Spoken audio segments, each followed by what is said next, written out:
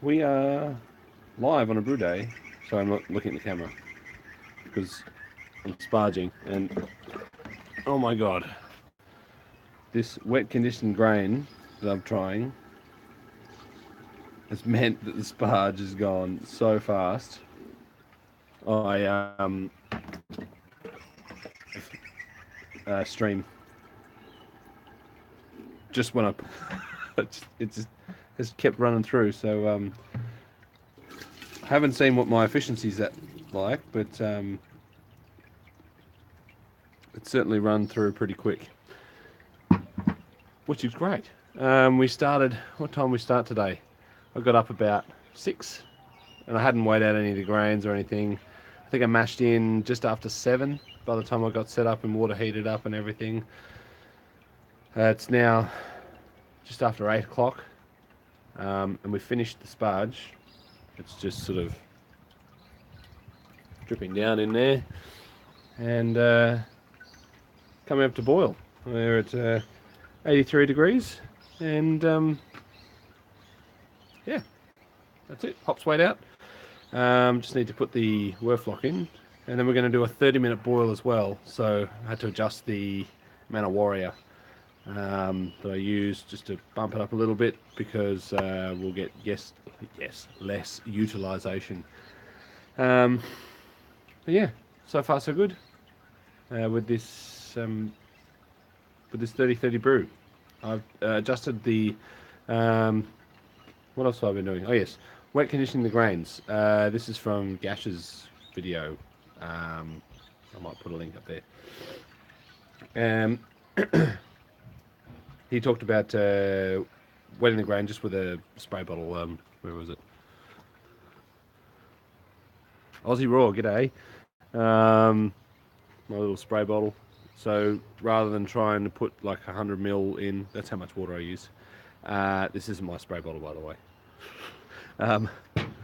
Rather than trying to put in the 100 ml and then trying to squirt it all out, I just filled it up, weighed the spray bottle, and kept spraying until I'd used up 100 ml.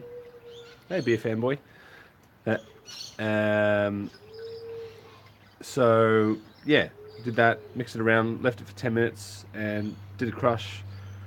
All the grains got crushed. It was a lot harder to crush, and they all kind of stuck together a bit. But the husks were much more intact, and there wasn't no flour. There was a lot less flour than normal, and the sparges just rocketed through. So yeah, we'll see what our efficiency is like. Like, it went so fast that I usually lift the grain basket up, get my little container and scoop off a little sort of post mash sample. But yeah, it just went straight through.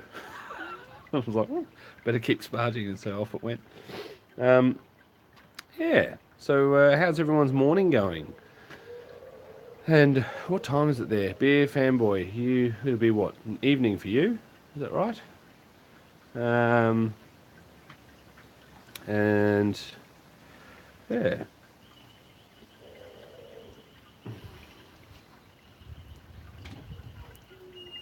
Oh, who we got here? Hello, Missy Moon. Oh, thank you, Charlotte. Very nice Aussie Raw. Pancakes. $6.50. Cool. On the 3rd, yeah. So it's still International Beer Day for you, beer fanboy. Did you get your fix yet of beer? Alright, let's see what we got in this.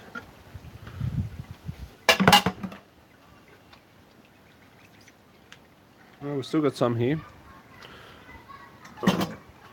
Oh yeah. So we've still got sparge coming through.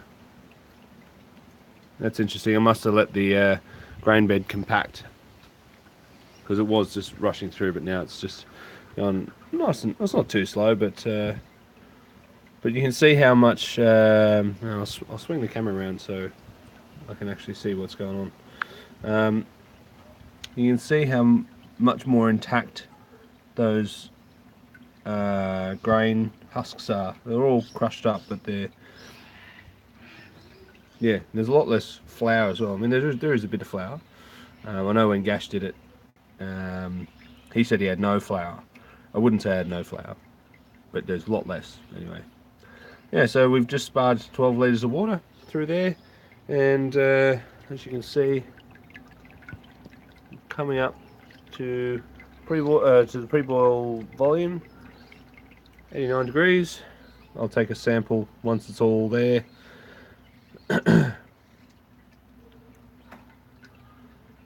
Oh, nice. Oh no, that's a terrible feeling when all the kegs kick. I'm running dangerously low on the red IPA, and probably got a third of a keg left of the Baltic Porter, so this needed to happen. Yeah. What are you brewing, Ron Wales?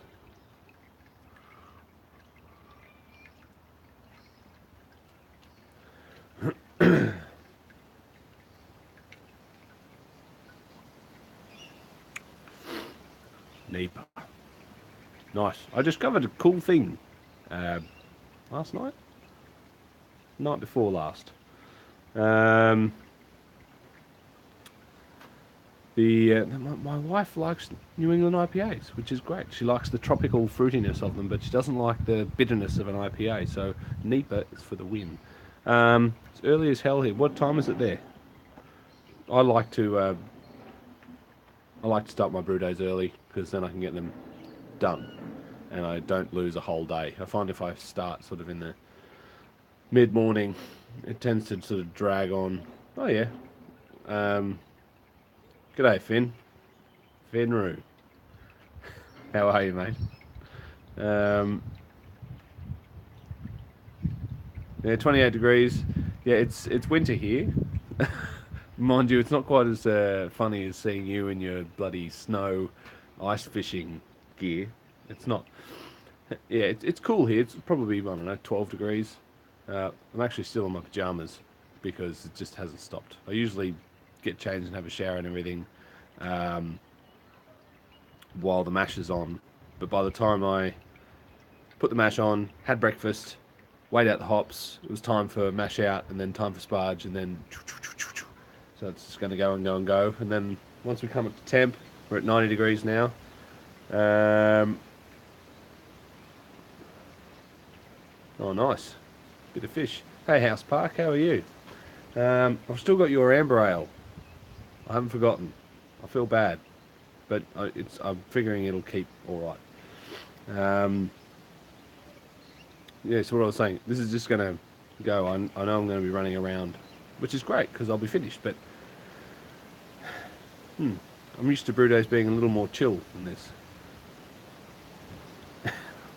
Yeah, it does. It gets cold indeed. If you haven't seen, Doug, Beer Fanboy, did a video a while ago, probably 6 months ago, where he's taking us around at the ice fishing, which is something that is so foreign to me. It was really interesting. What are you brewing, House Park? A Kolsch, you said. I did read that. Didn't quite go in yet.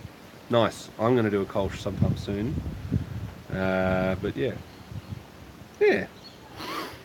I think we're almost ready. What volume are we at? Can I see in there? I always forget. I don't know if you can see in there. We're at 27 litres. What am I brewing? Full disclosure. Drunk on the ice, nice. Well, there's not much else to do if you're waiting for fish and it's cold. You may as well have a beer. I'm brewing my 6th iteration of Phil's Wish. So it's kind of like it's an IPA Nipah hybrid. It's not cloudy, but it certainly doesn't have the bitterness punch of an IPA. But it's got all the American fruity hops. So yeah, it's almost a Nipah. But yeah, it's more an IPA.